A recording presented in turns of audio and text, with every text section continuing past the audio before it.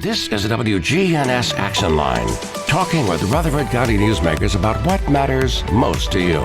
Now, your host, Scott Walker. Well, this morning we'll be talking about the Rutherford County school system and some of the things going on within the county schools, the growth, and much more. And today our guests include Jeff McCann and also Meland Ragland-Huggins. And how are you both doing this morning? Doing good. Glad to be here. Yeah, we're great. Thanks for the opportunity. So there is a lot happening within the county schools, of course, every year. I mean, as we grow, because we have seen exceptional growth within the county schools, and now we're at, 51,000 plus students? Yeah, Yes. That's correct. It's hard to believe we've grown that size. We're one of, the top 3 or 4 largest now in the state? We are. We're definitely known as a fast growth district. And there's more choices within the county schools than there ever has been before, I guess. There are at that. Our school board is really committed to providing parents with many options for how and where their children are to be educated. And how do these choices work for each parent out there? Because I know everybody lives in different school zones, but there are choices. So how does that work? And we do have many different choices available, and we're fast approaching our open enrollment application period, which opens December 1. And for about 2 months, parents can explore many of the options that are available to them in Rutherford County Schools and apply to several. And those options include a variety of different things. And then also on top of that, we've got these new schools that are not really part of the county system, but yet they are in a sense because the county had to approve those schools coming in. What are those schools and how does that work? You're talking about our charter schools, and charter schools basically are public schools that are authorized by the district and overseen by the district, but they have a lot of autonomy in how they operate and the curriculum they choose and how they choose to address all of their needs in their school setting. We have 2 such charter schools that are authorized by us at the moment. Both of them are in the north end of the county. Springs Empower Academy is located in Smyrna. They'll be adding an additional grade next year and serving kindergarten through 6th grade. And then the other charter school is American Classical Academy, Rutherford, which is located in Laverne. And they will also be adding a 6th grade next year and serving students in grades kindergarten through 6. So let's say a parent lives in a district that is zoned for Siegel High School, but they want their child to go to a different school.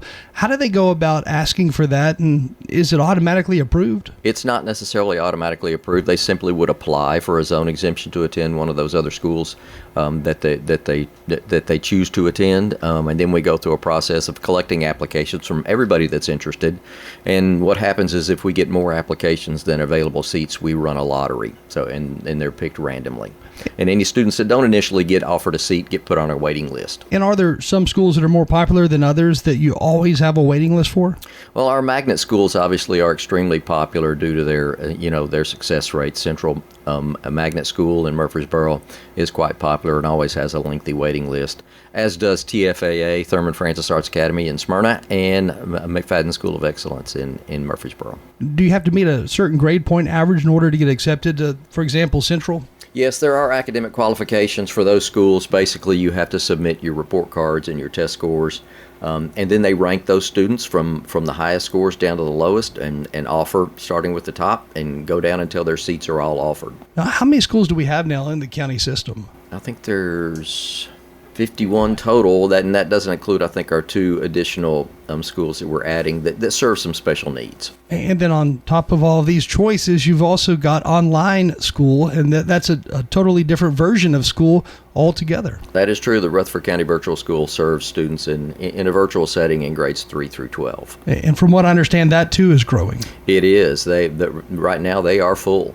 Talk a little bit more about how parents go about actually applying their child for one of these schools and what they have to do, because you did say there is a certain time limit, a cutoff time for them to put in that application.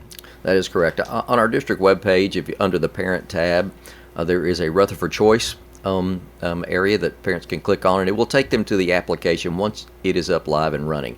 And it will not be up live and running until that December 1 start date. And parents basically just can click on that, and they can actually access our Rutherford Choice Guide that will be on that site as well to help them navigate through the different choices that they have available. And then they simply would apply. do the administrators, do they look at things like, the past discipline problems, the disciplinary problems of that student before accepting that student into that school? Typically, no, that's not part of the equation. The only schools that have entry qualifications basically are those 3 magnet schools, and those are only academic. And what are some of the biggest obstacles for parents when they're trying to get their child into a certain school? I think sometimes transportation is a concern, because for most of these schools that have spots for students to attend that come from a different school zone, they have to provide their own transportation. So that can provide a challenge and make it difficult for them to be able to attend a certain school.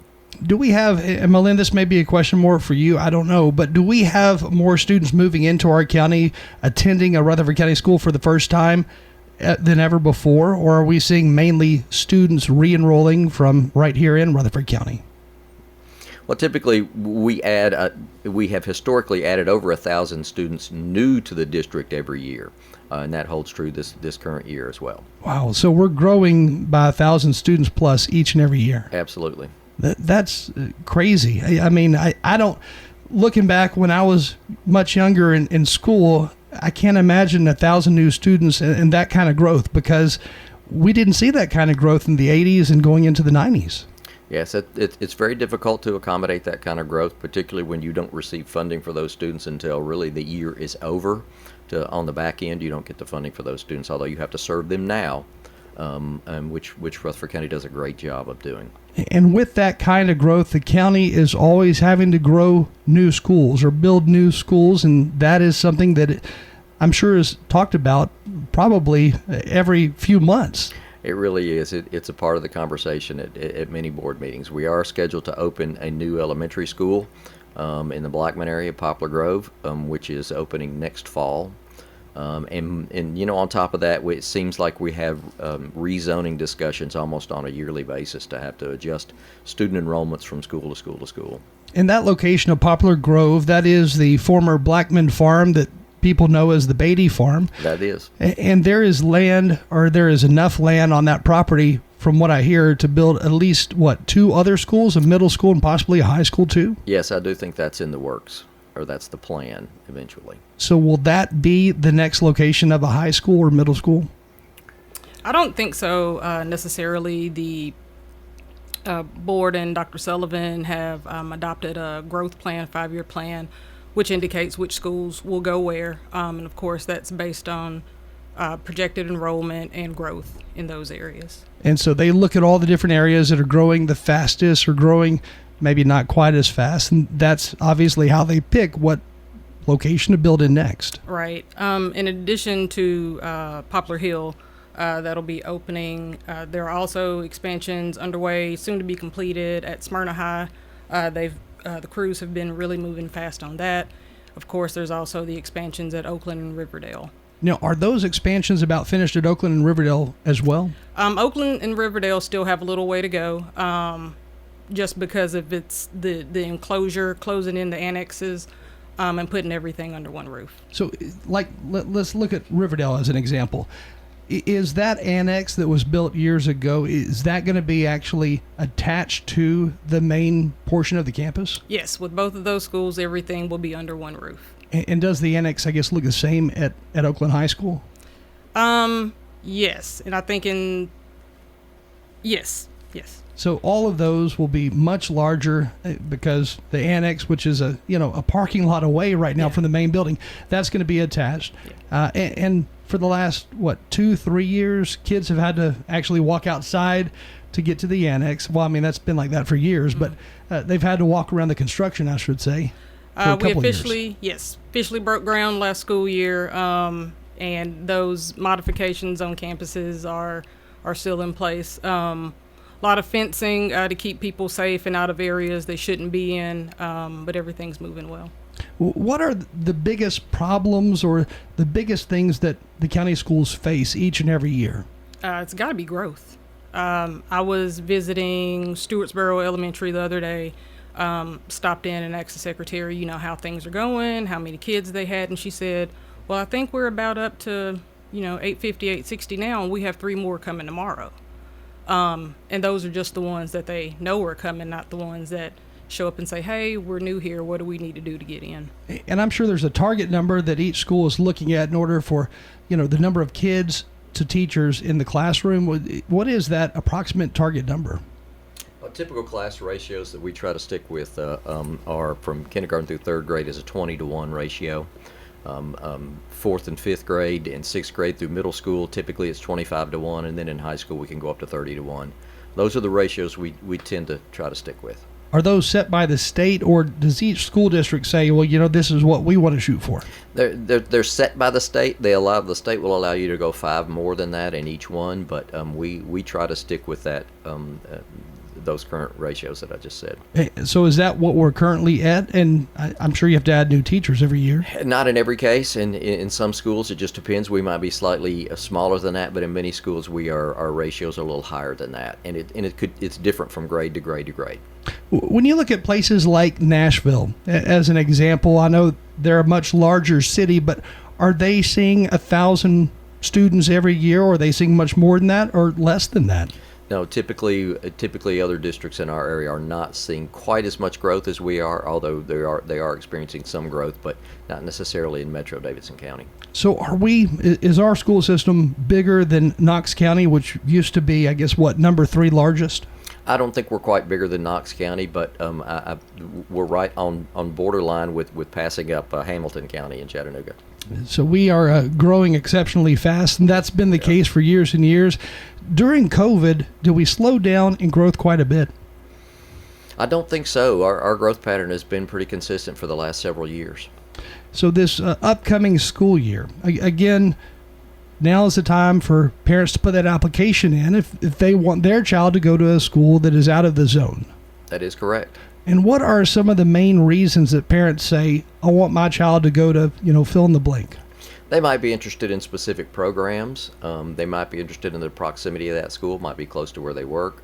But most of the time, it's just parents seeking just a different type of program for their child.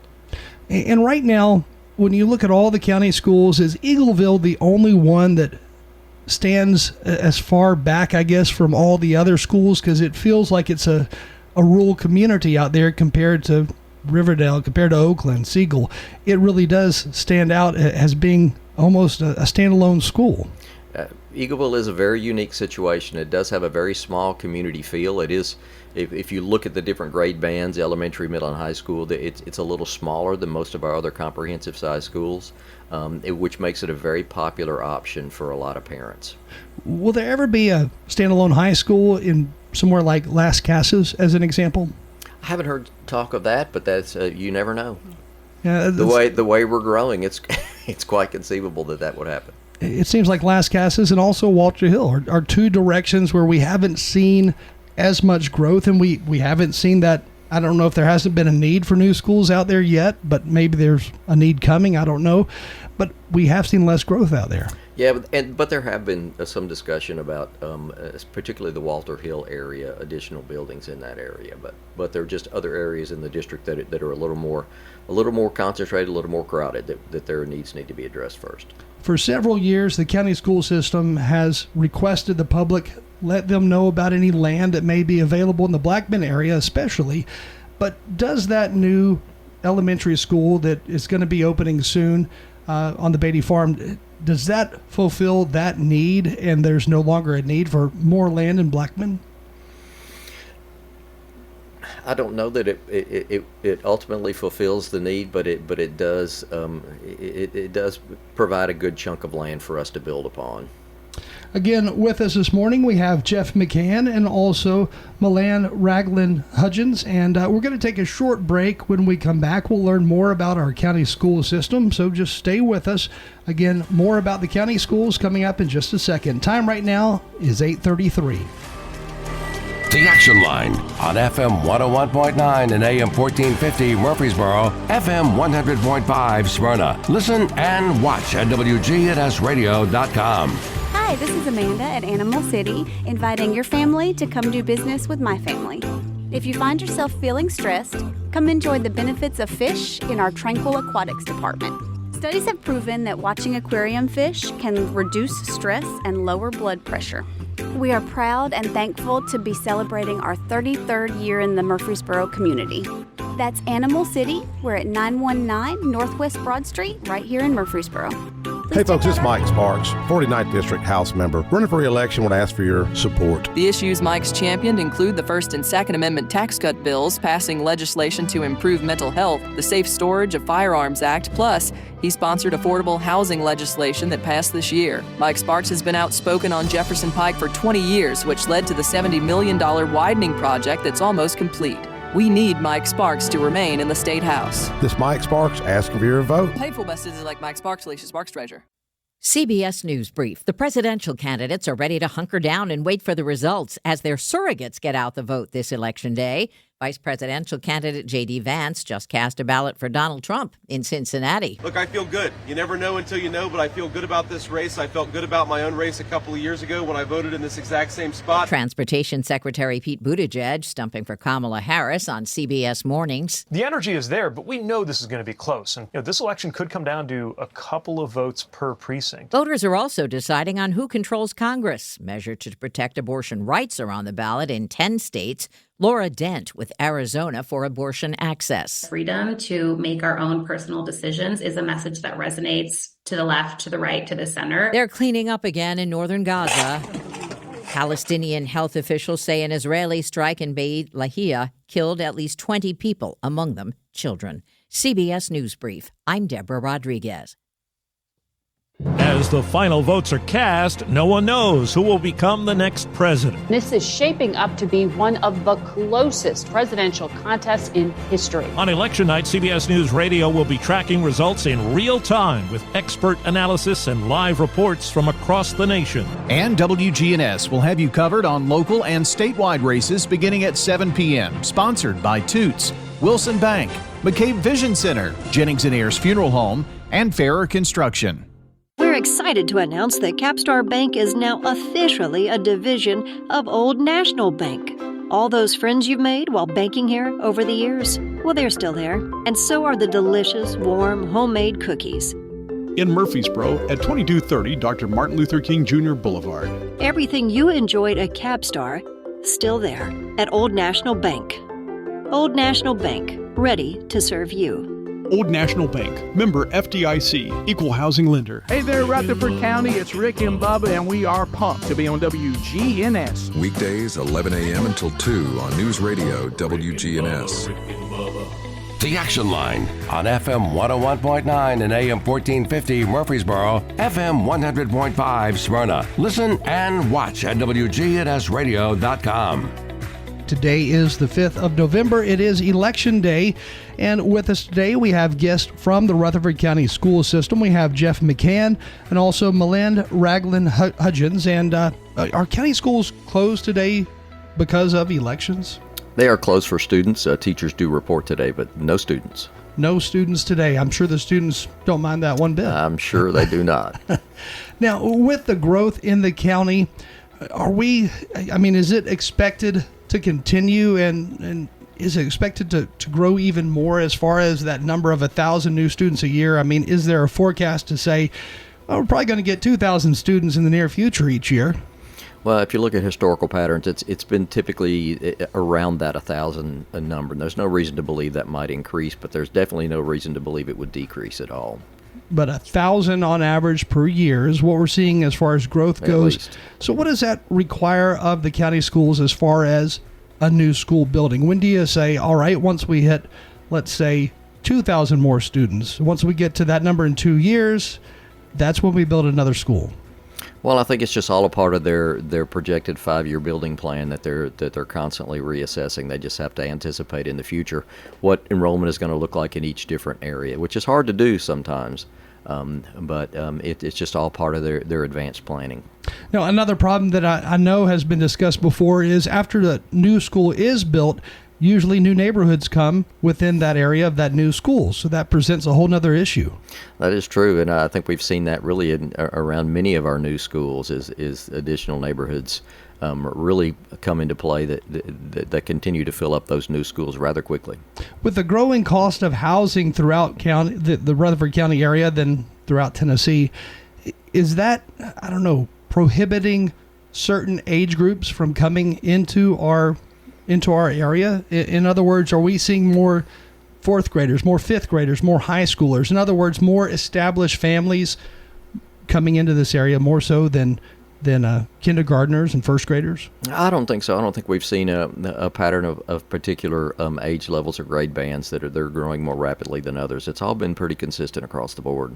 So it's literally everywhere. It is. And with that being said, what school is needed? What grade levels are needed more so than another? I mean, do we have enough elementary schools right now, or do we have enough middle schools? Well, with the opening of the new Poplar Hill school next year, it appears that we will not have a single elementary school that will be overcrowded or beyond their capacity, let's say. So that should provide a temporary reprieve there. I do know high schools right now are really in a bind. They're going to continue to have growth and enrollment challenges for the next several years. Middle schools as well. We're going to have very few open seats available in our middle schools for next year as well. So, are each of the schools, are they all about the same size as far as the number of students they can hold?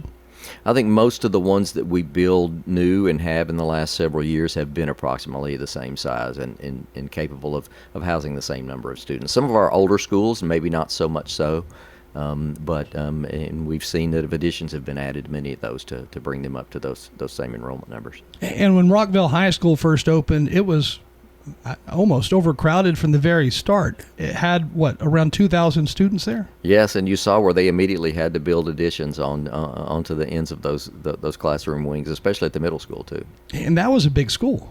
Yes, very big. So are all new county schools going to be about that size, the size of Rockville High? I would say so, just because economically it's more efficient to build a larger high school, to one high school to accommodate more students than it would be to build numerous smaller ones. Going back to the whole school choice program, I know there's always been the opportunity for parents to submit a request for their child to go to a school that's out of that zone for whatever they're zoned for, but the actual school choice program, that's something fairly new, isn't it? It is, and state law really governs that now. Just a couple of years ago, state law was passed that says, if you have open seats in any of your schools, you need to advertise them and put them out there as available for really anyone that lives within your district boundaries. So how soon after the school year starts do you know we're going to have X amount of open seats here? We base those numbers on the end of October staffing reports, which we have just received, so we're working on those numbers now. So working on the numbers now, and then you open up school enrollment, and that's open now, right? The chance for you to submit an application? No, it will open December 1. Okay, opens December 1, and then closes at what date? January 31st. We keep it open for 2 months. Law only requires you to keep it open for 30 days, but we like to keep it open for 60 days to give parents plenty of time. And the application for parents to fill out, that's something that's on the county school website? It will be. We're moving to a new application platform this year that we hope is a little more user-friendly than the one we've used the last couple of years. We've just experienced a few frustrations with that old platform, so we're moving to a new one that should make the process even smoother. And it should be up and running by that December 1 deadline. A lot's changed in the school systems really all across the country over the last few years, especially after COVID. But what are the biggest changes you've seen? Since COVID itself, I just think getting students back up to speed curriculum-wise and fill in those gaps that may have resulted from all the distance learning that took place during that COVID period. Are students that far behind, or were they that far behind? They did lose some ground, it appeared. Not so much so in Rutherford County because we were so strong in I feel like our virtual platforms. But there were definitely some gaps that have had to been filled in. But I think we've reached that point where we've done that. I know a lot of kids had to stay at home a little bit longer throughout that COVID period because some of them got sick or some of them were already facing medical challenges, and their parents didn't want to risk them going back too early and getting sick all over again. Did you see some, I don't know, maybe there's a certain number of students who remained homeschool or that homeschool status after COVID who continued to be homeschooled today? I think that number has come back down. I think more students are returning to the classroom setting itself. So it's almost, or it sounds like it could possibly be totally back to normal. It's getting there. I think so. And then, I guess, what are some of the other things that parents should know about as we go through this school year, and what should we know about the upcoming school year? Oh, just the fact that there are plenty of options out there, and as our like what we've said, our school board is adamant about providing plenty of choice for parents, and there could be more charter schools even on the horizon. That application window opens up at the 1st of February for those that want to start a charter school in our district. And so we'll be exploring those additional options as well coming up soon. Do the charter schools take away anything from the actual county school system? Well, all the funding that goes from both the state portion and the local portion of funds goes with those students. So whatever funding is allotted to those students, typically, which would normally maybe be through our school budget, would go with them to the charter school. And about how much today does the state actually fund the county school system per student? It's a little over $7,000, about $7,500.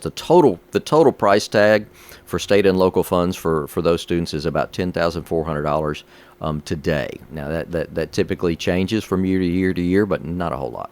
Is the underlying reality of it, that's money that's already generated in Rutherford County. It just goes through the state, then comes back to Rutherford County into the schools? Well, no. The local portion of the funding is generated in Rutherford County, but that state portion comes from state revenues. And then when it comes to that cost of building a new school, I know costs have risen greatly for construction. Is that something that the county school system has to fund completely, or are they getting bonds usually in order to pay for that growth for that new school they're building? Technically, I couldn't speak to the full process for that, but I do know that the burden of cost for building up new schools falls on the county itself. Whether they go through the bond process or not just depends on available funds. And then as the county grows and we see more private schools in the future, we already have a decent handful of private schools. Does that take away also from the county school system, other than the fact that obviously that money that would be for the state goes with that child? Or not necessarily doesn't go with that child, but it doesn't go anywhere. That is correct. In a private school setting, that funding does not go with them right now, although vouchers could change that process. But otherwise, that funding just is never received. So going again back to that school choice program, right now parents can submit a request. Well, not right now, but starting December 1st, they can submit a request through that application process for their child to go to a school that's out of their zone. But then if they wanted their child to go to a charter school, that's a totally different process. Actually, our charter school's enrollment process works through that same platform. They partner with us, and we're using the same platform, run the same lotteries. The difference is they actually keep their enrollment period open year-round. So they have the ability to fill any open seats that they might get really any time throughout the year. Now, do you have that many students who do change mid-school year, from one school to another? Typically, no, but the charter school option is one that provides that capability. And it goes both ways. We receive students back from the charters mid-year as well as send students to charters in the middle of the year. Are there certain questions that parents ask more so than others that they're curious about or maybe need help with? Initially, with the opening of the charter schools, a lot of parents just wanted to know exactly what a charter school was and why are they different. What things do they offer differently? But no, the questions nowadays are more about what choices do I have? And what are the biggest differences with those charter schools versus a regular county school? Really, the main thing is that in their approach to instruction and their approach to the curriculum that they use and their curricular focus. Now, they still have to teach Tennessee state standards, but they can go about it in a little bit different way. They can allot their staff a little bit differently, and just utilize the resources that they have. That public schools may have different resources. Now, what I thought was wild whenever we first started talking about charter schools in Rutherford County, the county school superintendent, the director, they're still, in a sense, over making sure they stay on par with whatever's being taught, and the grades are kept at a certain level. Even though they're not directly involved in day-to-day activities, they're still responsible to make sure that every child does get that same education. That is correct, and that's actually my job as the charter school coordinator, is to monitor the performance of our charter schools to ensure that they are meeting those same accountability standards that traditional public schools are held accountable to by the state. So how do you do that when you're not at that charter school each and every day? It's a challenge. It's a challenge, and a bigger part of that challenge is to balance the administrative burden I place on those schools so that they still have the freedom to run how they feel like they need to run, but yet monitor their performance. So it's based on site visits. It's based on a gathering of data. They have monthly things they have to report to me that I track. And so that's really how I stay on top of their performance. And have you had to physically go to any of these schools to say, this is an area we need to focus on a little bit more? Well, not that I've had to. I do like to make it a point to visit those schools because I think it's important to maintain that physical contact and that relationship between them and the county. I'm sort of the go-between there, so it's important for me just to be there to see what things are happening. And how have you seen the progress so far? What have you seen taking place? Well, for our two charter schools, authorized charter schools, it's been a very positive experience. The relationships are strong between us and those schools. I see a lot of positive things. Parents seem very, very happy. Students seem happy and well adjusted in those schools as well. Is that a tough task in overseeing that? Yes, it's not easy. It's something that's new to us in Rutherford County since these are our first two charter schools that just opened. It's new to me in this role too, since I'm new to that setting as well. After spending 20 plus years as a principal myself. Yes, it's been a challenge. What have you enjoyed most about being in education? The kids. Clearly I love kids. I love being around them. I love seeing the things that they do. Particularly in my last setting as principal of Thurman Francis Arts Academy, really seeing some of the amazing talents and abilities that our kids have at such a young age. And you're at an age where you've been in the school system long enough to where you're seeing the kids of some of the kids, you were a part of their lives. Absolutely. This is my 38th year, and I've had many kids of students come through. And probably grandkids. Which is great. Mm-hmm. What is the biggest compliment that makes your day? Well, I used to love it when kids would just come up and talk to me and feel comfortable enough to come talk to the principal and just have a conversation. That used to just make my day. I have a story about Mr. McCann. Oh no! Both of my children actually went to Thurman Francis under him. And one day, my daughter came home. She was in the band, and she said, Mr. McCann brought his trumpet, and he played with us during band class, which I thought was really neat, and it spoke to the kind of leader he is. That's pretty cool. I used to love to do that, yeah. So did you play trumpet in high school as well? I sure did. What about college? I did. I was actually a band director myself for about 15 years before I became an administrator. So what made you want to go into the county schools and then ultimately become a principal? Well, when I first started teaching, I thought I never really had any desire to become an administrator or a principal, but I taught at several different schools. But in my last one, I really started to develop a strong relationship with the administration at that school, and they started giving me some more responsibilities to help out in the office and to take over for them when they were out sick, things like that. And I found I really enjoyed that part of it because I actually got to interact with even more students, more families than I did just in that smaller band setting. Do we have a lack of teachers today? Is it hard for schools to bring on enough teachers each year? That has become a huge challenge in education right now. And that's everywhere, not just Rutherford County. That is everywhere. How are we going about actually, standing out to hire more teachers? Well, I think we've created more pathways for folks to earn their teaching credentials than used to be. You no longer have to go necessarily to a 4-year institution. We have a lot of teacher support programs now where you can earn that teacher credential while you're working. And that's a pretty cool thing. You've got some folks who maybe they retired early from the banking industry and they come into the county schools. And that's something that was not an opportunity years before. Well, that is correct. We see that a lot now. And is there a certain, I don't know, maybe it's bankers, maybe it's those who are doing something like at Nissan, engineers or something. Are you seeing any certain people come more so than others who want to be teachers? I don't think so, not from any particular professions. I think we just see more people who want to have an impact on children's lives.